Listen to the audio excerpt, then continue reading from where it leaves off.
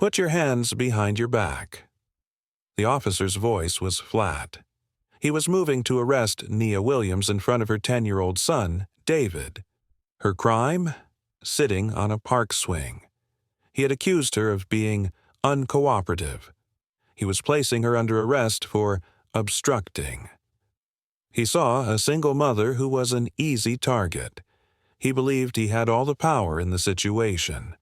What he did not know, what he could not possibly have known, was that the woman he was about to put in handcuffs was a special agent with the Federal Bureau of Investigation, and her day off was over. How did a lead federal agent end up in this position? The woman the officers were confronting was not just any citizen. She was the product of one of the world's most advanced and most demanding law enforcement agencies. Her name is Special Agent Nia Williams. For 15 years, she has worked for the Federal Bureau of Investigation. Her career was forged in the Washington, D.C. field office. It is a place of relentless pressure, complex cases, and national stakes. She was a veteran. She had investigated public corruption, complex financial crimes, and counterterrorism. Her life was a structured series of observations, of reports, of facts. She was trained to notice the detail everyone else missed. She was trained to remain calm under extreme duress. But it was not her only life. Nia Williams was also a single mother. Her son, David, was 10 years old. This was the other, more important part of her identity. Balancing the demands of the Bureau with the needs of her son was a constant, difficult act. It meant missed school events and interrupted bedtime stories. In June of 2024, she was tired. The work had been intense for months. She was long overdue for a break. David was long overdue for her undivided attention. The plan was simple. A road trip. 2 weeks of genuine freedom. They packed up her personal car, a standard Ford SUV. No government plates, just luggage, snacks, and a tablet. The destination was Florida. To see family. To leave the world of federal investigations 1,000 miles behind them. The drive from Virginia was long. They moved deeper south, into Georgia. They were in no rush. They decided to break up the long drive. They were in a small, unfamiliar county, a place where they knew no one. On the morning of the third day, June 14th, before getting back on the long stretch of interstate, Nia saw a sign for a public park. She made a simple decision. "Let's go to the swings," she told her son. It was a small detour, a last moment of peace. They arrived at the park around 11 in the morning. It was quiet. Sunny. She put down a blanket. David ran for the swings. For an hour, everything was perfect. She was not Agent Williams, investigator. She was just Nia, a mom, watching her son play. She allowed herself to relax. She was 1,000 miles from the dangers of her job. She did not notice the cruiser as it first pulled into the lot. She did not notice the officers until they were walking straight toward her. The 2 officers, who would later be identified as Officer Fields and Officer Barnes, stopped a few feet from the swings. The park was not large. A few other families were enjoying the day. A man grilling. An elderly couple on a bench. The officers did not approach them. They walked directly to Nia. Officer Fields was the senior officer. He spoke first. "Are you from around here?" Nia, still calm, replied. "No, we're on vacation." She gestured to her son, David, who was now standing next to her. Officer Fields' eyes stayed on her. "What are you doing at this park?" "My son wanted to play on the swings before we got back on the road," she said. The second officer, Officer Barnes, remained silent, his eyes moving from Nia to David to the picnic blanket. Officer Fields continued. "We received a call," he said, "a report of a suspicious person matching your description, annoying people, asking for money." Nia looked around. The other families in the park were white. She was the only black woman there. "Asking for money," she replied. "Officer, I've been here with my son for an hour. We haven't spoken to anyone." Officer Fields ignored her. His gaze landed on the backpack sitting on the blanket. "What's in the bag?" he asked. "That's my bag," she said. "It has our lunch in it, water bottles and sandwiches." "I need you to show me what's in the bag," Fields said. It was not a request. Here the line was drawn. Nia was a citizen on public property. She was also an expert in constitutional law. "Officer, I do not consent to a search," she said. Her voice was firm. "You do not have probable cause to search my belongings." There was a silence. The two officers looked at each other. Officer Barnes, the quiet one, now stepped forward. "Look, lady," he said, "just show us what's in the bag. We can all go on with our day." Nia did not move. "I do not consent," she repeated. The shift was immediate. Officer Fields's face hardened. "You are being uncooperative," he said. "That makes you suspicious. That gives me all the reason I need." He took a step toward her. "You're obstructing my investigation." "Obstructing what?" Nia asked. "You have no investigation. We are at a park." "That's it," Officer Fields announced. He was done. "You're being detained." He unclipped his handcuffs. This was the moment. The point of no return. Officer Fields took a step forward. He now stood directly in front of Nia. His partner, Officer Barnes, moved to her side. David had backed away to the picnic blanket, wide-eyed. Nia's mind was split. One half was a mother, terrified for her child. The other half was an agent, calculating.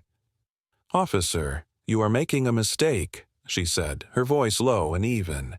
"You are illegally detaining me." "You're detaining yourself," Officer Fields snapped back. He grabbed the handcuffs. The metal made a sharp click. He reached for her arm. "Turn around." "Officer, stop," Nia said.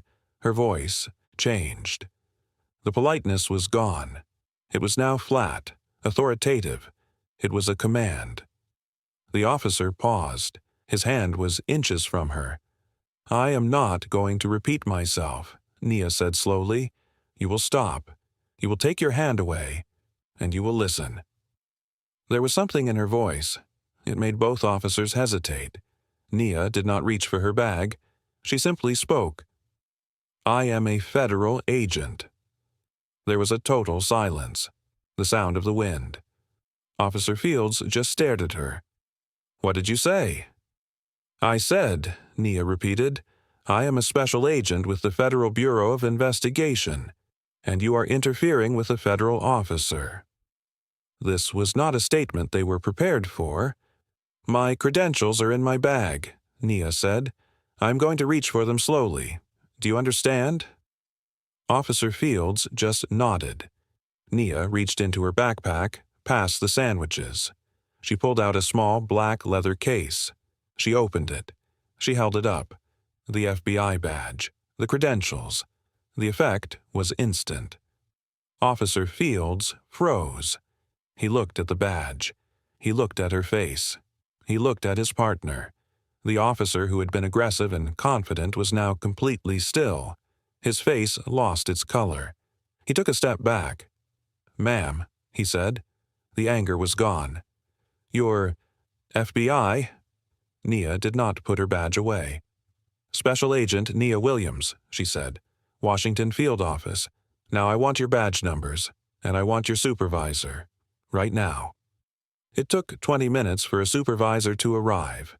20 minutes where Officer Fields and Officer Barnes stood by their patrol car. They did not speak to each other. They did not speak to Nia. They just waited. Nia Williams, in turn, stood with her son. She had put her badge away. She was now a witness, her mind recording every detail.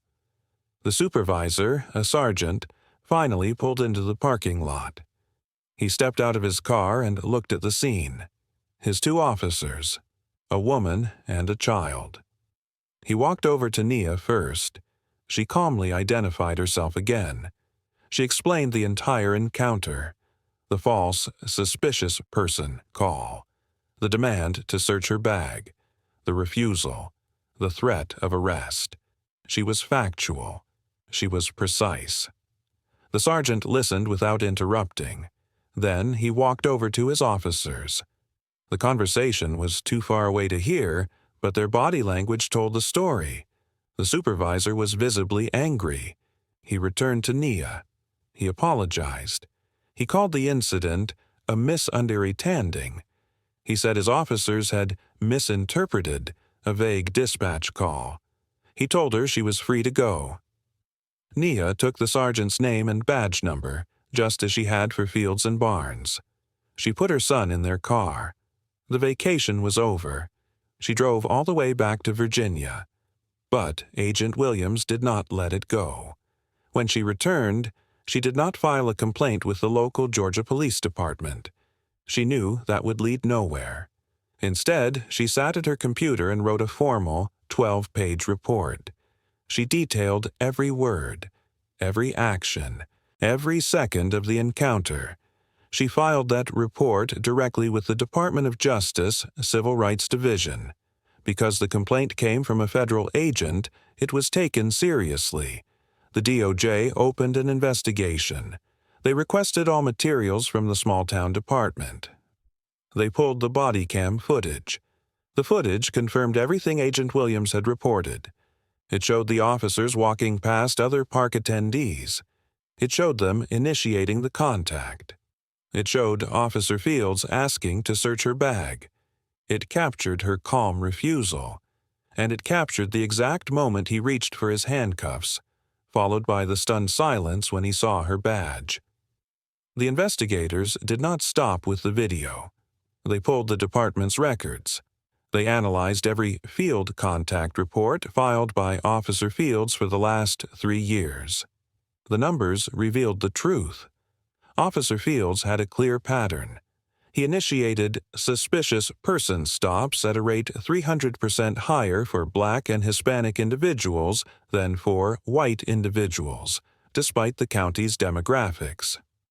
Over 90% of these suspicious person stops led to a request for a search. Not one of these searches in 3 years had ever produced evidence of a crime. He was not policing. He was profiling. And on that day in the park, he had finally targeted the wrong person. So, what was the final outcome? With the full weight of a Department of Justice investigation, the small-town police department could not hide behind a simple apology. The statistical evidence of racial profiling, combined with the clear body cam footage, was damning. Officer Fields was the first to face consequences.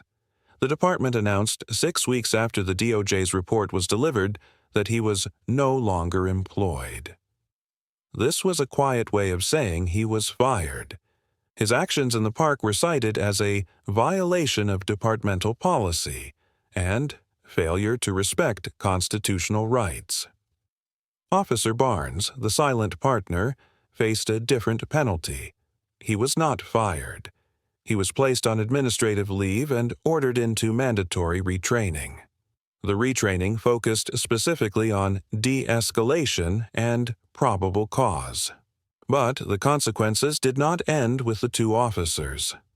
The Department of Justice concluded that their actions were not an isolated incident, but a symptom of a larger, systemic problem. Because of this, the entire police department was forced to enter a consent decree. This is a legally binding agreement, a federal takeover of the department's policies. They were now under the direct supervision of the Department of Justice. They were mandated to implement new, stricter protocols. They were required to track every single citizen stop, and they had to report these numbers every quarter directly to the federal government. Agent Williams' story had a resolution. The officers were held accountable. The department was forced to change. But this outcome raises a powerful and uncomfortable question. Her badge acted like a shield. It was a piece of metal and a plastic card that protected her when the law itself did not. When the officers saw her, they saw a target. When they saw her credentials, they saw a threat. Her authority was the only thing that stopped them. But what about the people who don't have an FBI badge? What happens to the single mother who is just a mother? What happens to them when they are in that same park, on that same sunny day? Who do they call when the people they are supposed to call are the ones approaching them? Nia Williams had an answer. She had the Department of Justice. Most people just have a cell phone. This case was only solved because of the power dynamic.